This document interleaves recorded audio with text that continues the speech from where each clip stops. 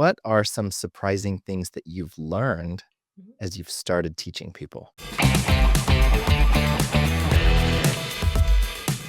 In my TEDx talk, I talk about these 2 questions that when you have to assess your readiness to practice curiosity to cross that gap. And the first question is, do I want that other side? Do I want that person to learn from me? Yes. And the second question is, am I willing to learn from them?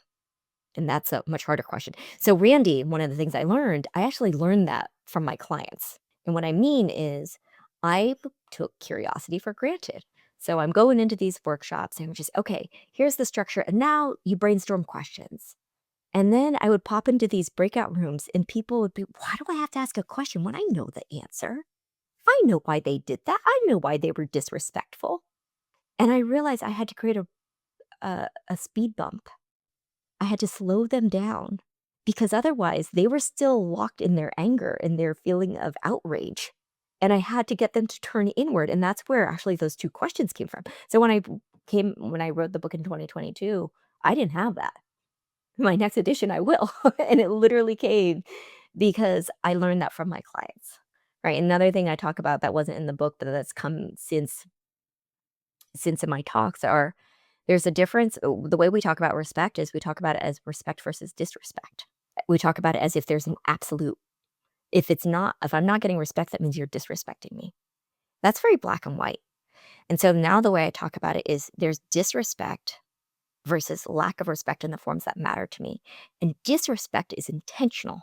That's how I define it. Randy, I know you don't like it. I did it anyway. That's disrespect. But most of the time, what we're experiencing is lack of respect in the forms that matter to me. Now, why am I getting lack of respect in the forms that matter to me? Maybe that person is giving me the golden rule. Maybe they're giving me something that they want. Maybe they don't know me that well. Or maybe every time they do that thing that's super annoying, I say it's okay. It's okay you're late. It's okay you never read my notes. It's okay you interrupt me. Right?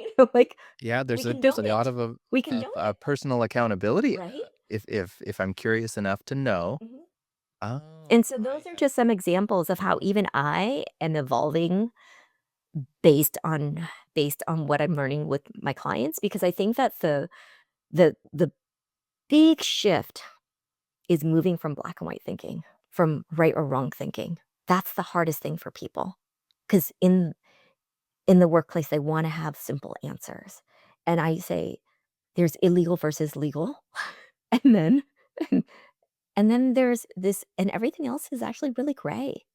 And it merits a conversation. And that conversation can be really difficult for people because people want neat answers. And I think that what we're really seeing now is there are just no neat, simple, clean answers.